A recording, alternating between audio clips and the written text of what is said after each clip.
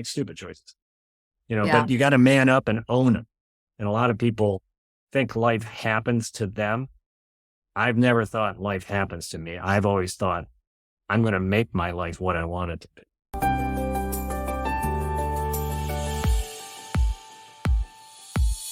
Welcome to the American Dream Builder and Investor Podcast, where our vision is to inspire busy professionals, especially first and second generation immigrants and Americans, to explore the state of the American dream in 2022 and beyond. That is the Trinity of Freedom: time, financial, and geography freedom. I'm your host, Missy Liu, and I have achieved financial independence, and I'm helping many others to do the same.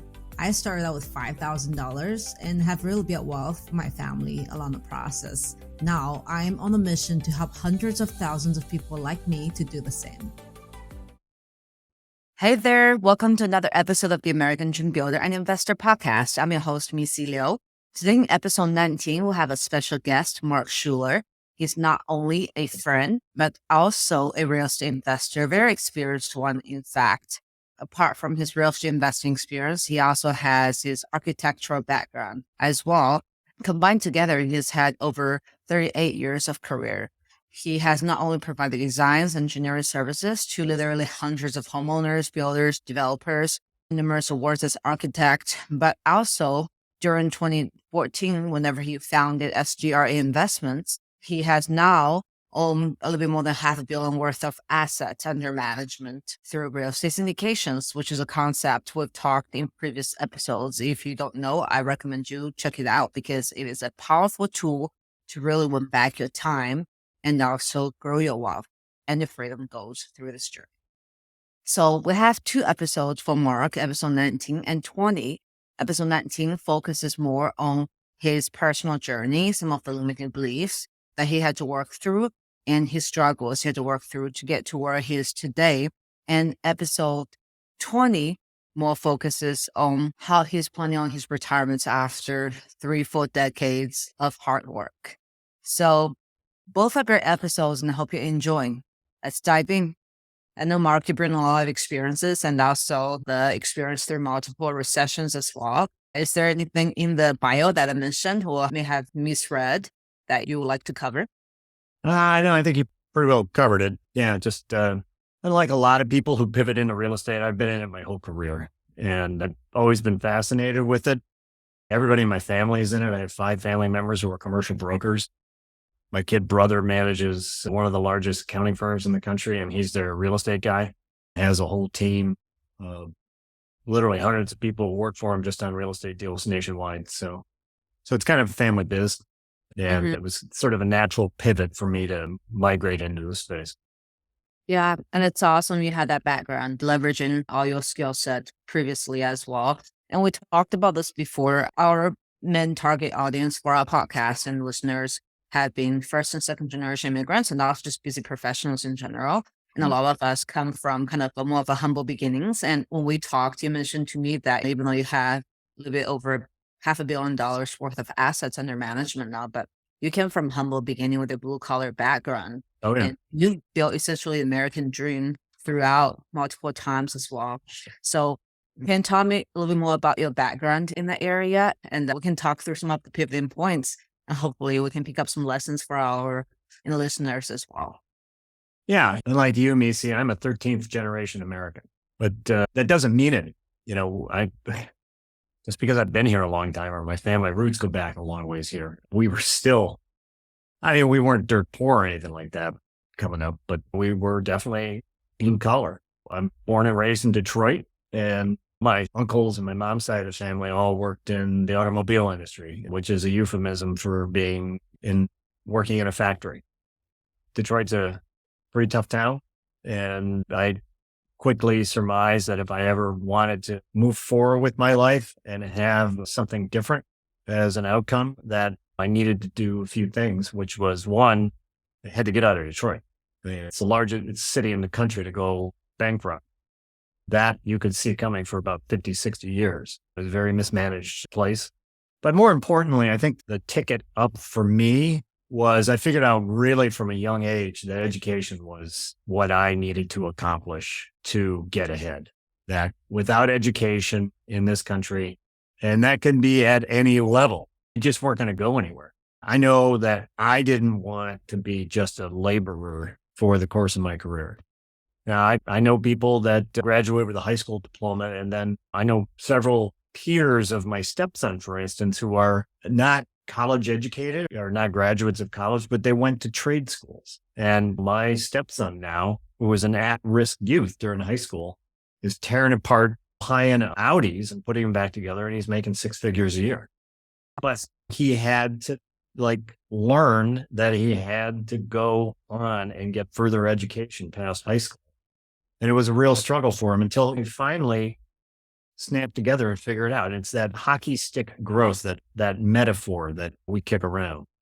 He was on this growth pattern, and I could see the skills that he had, but it was apparent. It was really satisfying to see him just pull it all together and doing really well in his life now. So I went through the same growth path. Mm-hmm. I had to get out of high school. I went to college, which is one of the first in my family to do so. Decided not to get a liberal arts degree, which is probably one of the better decisions I ever made. Got a technical degree, professional degree, and I've been working professionally since I was 26 years old. So that was a combination of realizing what I had to do, but also fortunate that I found something early in life that could sustain my interest. And then I finally figured out, oh man, I can monetize this and make a career out of this. And from there, it's just ballooned out. So Mm-hmm. It's very similar to a lot of the first and second generation immigrants when we come to this country. I think there's typically two paths people think through. One is through education, which is what you mentioned, whether it's high school, college, or just learning on the job or starting a business of some sort, which you kind of went through the path of both. First generation college student, in your case, is not easy to break through that barrier. That's typically the hardest. You have paved a path for, your it was future incredibly hard. generations. It was really hard because you have all that emotional turmoil while you're going to school, the pretender syndrome or the fear of success. The one thing I had going for me, I was always really pretty smart. And I mean, that wreaked havoc with me for years and years. It took something for me to overcome all that. And you just get enough meat on your bones and experience in life, you figure it out. But man, when you're going through it, it just feels traumatic. So it does, especially when you're trying to break through also socioeconomic class. It's quite different.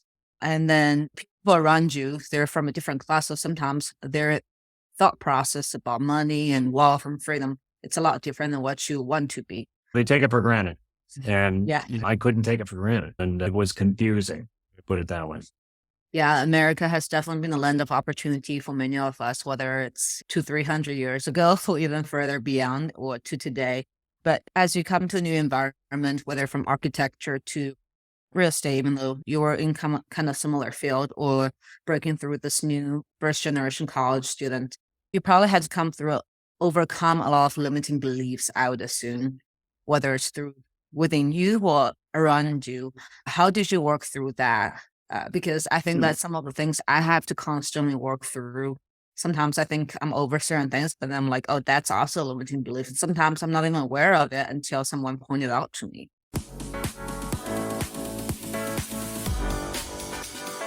This podcast is sponsored by Life Mission Capital, founded by me, Missy Liu, where my life mission is to help busy professionals invest well so they can focus on what matters. All my life, I was taught to study and work hard for my freedom. Until one day, I realized that unless I let my money work hard for me, I will always be trading my most precious resource, time, for freedom. Since then, we have also been helping our investors passively diversify into more than 1,000 units of recession and inflation-resistant alternative investments, such as multifamily, mobile home parks, short-term rentals, and more. Learn more with our free ebooks at lifemissioncapital.com.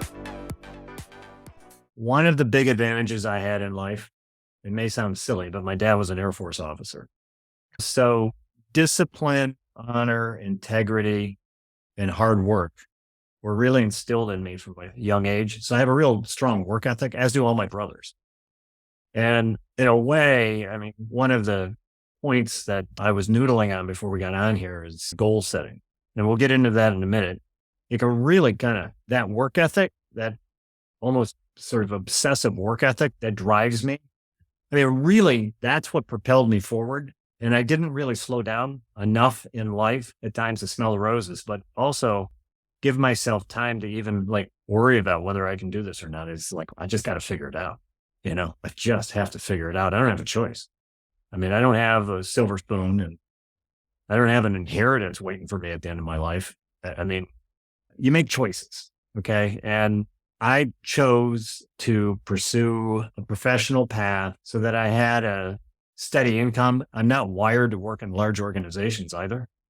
And so the corporate thing was not going to work for me. I figured that out like when I was in my 20s, my early 20s. It's like, I am not going to do this. So you just kind of make a choice and then you see what array of choices are available beyond that choice. And it sounds kind of cliche, but you make one choice, some doors close and new ones open. That's how I have experienced my life. But overarching throughout all of that, I kind of set a vision for what I wanted my life to be. And, I am not good with trophies. I don't need toys. I don't need cars. I don't need any of this stuff. I'm mainly an ideas guy. So as long as had a stable roof over my head and I could pay the bills, I was generally a pretty happy guy.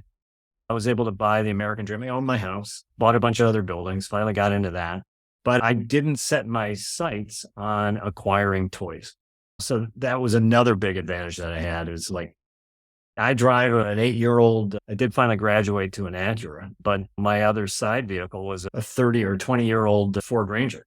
And man, it looks silly. I drive up to a client's house and I'm driving this stupid old Ford Ranger. And it's like, yeah, maybe I ought to improve my image. Maybe not. Here, So, but I will say that I've had a combination of hard work and some luck in my life, which I think everybody has. And we all can make choices. So if I don't leave or impart any other wisdom in this conversation, I just think that anybody has choices available to them, and you make good choices, you make stupid choices, but you got to man up and own them. And a lot of people think life happens to them. I've never thought life happens to me. I've always thought I'm going to make my life what I want it to be. And so it's a more proactive approach to life that I developed. So I'm not a good complainer. Yeah, I believe in similar things. It's really a series of cause and effect, and we kind of have to eat our own fruit, no matter how tasty, bitter that Make might. your own bed. Yeah, even and then with the question on limiting beliefs, it's really about. I think what I've come to know you is about you like to put in the hard work and just go through learning and figure it out. I think there's a lot of real estate people out there that's just making huge bogus claims sometimes. And I feel like you're in the opposite of that. That's why I really enjoy having all the conversations with you, even prior to this call.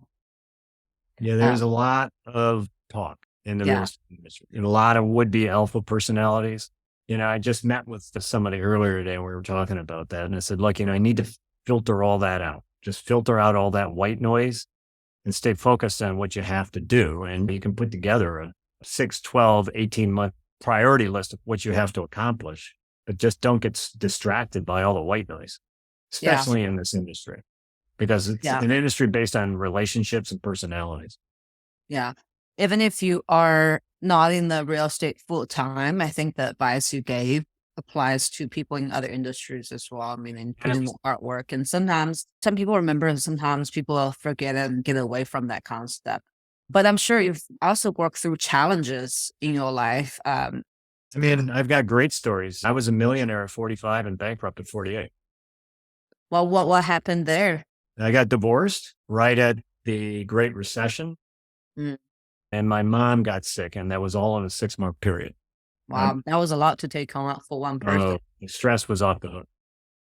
What did you learn about risk management, and also did your concept around money change throughout that experience or those experiences? Yeah, that's when I really pivoted full-time into real estate. It took me a few years, but what I committed to coming out of that experience was I was never going to go back into that experience in my entire life. I was never going to let that happen to me again. And so that's when I started doing real estate deals. Probably the best decision. First of all, it's probably the best experience I ever went through because it forced me to make a decision. I had been on the fence. I have a advanced degree in real estate development. I got it back in like 2002. And here it is, 2013, 14, and I'm finally putting it to use. And look, life gets in the way. And it just took me a little bit longer than I anticipated. But once I jumped in, I was in full time. I mean, I was all in. You know, the hardest part of real estate, it can be distilled down to one word: commitment. And it's the kind of endeavor where you can't play halfway. You either are in or you're not. And trying to play the game as a part-time bystander, I mean, you can do that. I mean, if that's what you want to do, you should just be an investor in a deal. I have a pretty controlling personality, so I want to be the quarterback. And so just being an LP in a deal was never going to satisfy me. Also, it's just not challenging enough for me. I like challenge. So I sponsor my own deals now. And believe me, that brings a whole set of gut-wrenching challenges of its own. I'm not sure I'm going to be doing it much longer because I'm setting different goals in my life now. So, Yeah, that's another part I would love to dive into as well. But I understand what you're saying. There's only so much time you have. So as a passive investor, or as other people, people have to think about how to spend our time still, whether it's passive investing or active investing. Don't wait until life-changing moment for you to make those decisions. In the past few experiences of mine is sometimes I take too long to make decisions for many things. And sometimes the decision is no longer, the cost of waiting actually outweighs the cost of making any decisions. But that's for me personally. well, there you go. That's a choice. Yeah. Is there anything else you'd like to share with the audience today before we end the call and leave your information?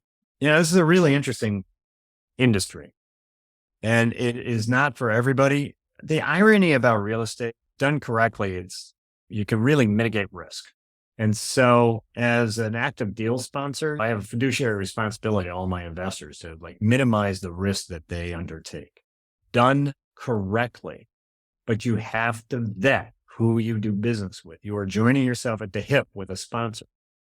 Too many people don't really vet the sponsors. So if you do your homework, they should be fine. Yeah. So what is the best way for the listeners to get in contact with you, Mark? Oh, yeah. Well, you can hit me up. That email address right above my head. It's either Mark at SGRE Investments or info at SGRE Investments. You can go to my website, sgreinvestments.com. And I'm sure there's an email link there. I need to talk to my IT guy about that. But I'm always in front of this box. So hit me up with an email and I generally respond within 2 or 3 minutes. So Awesome. Well, thank you so much, Mark, for your time today and sharing your wisdom and your life story with the sure, American my pleasure. Dream and investor. Thank you so much for tuning in to the American Dream Builder and Investor podcast with me, Missy Liu. We hope you enjoy the tips and tricks that others have used to build their American dream and their trinity of freedom. We would love for you to subscribe and leave a rating and a review. You can also find all the episodes and details on lifemissioncapital.com. Until then, let your life mission go wild.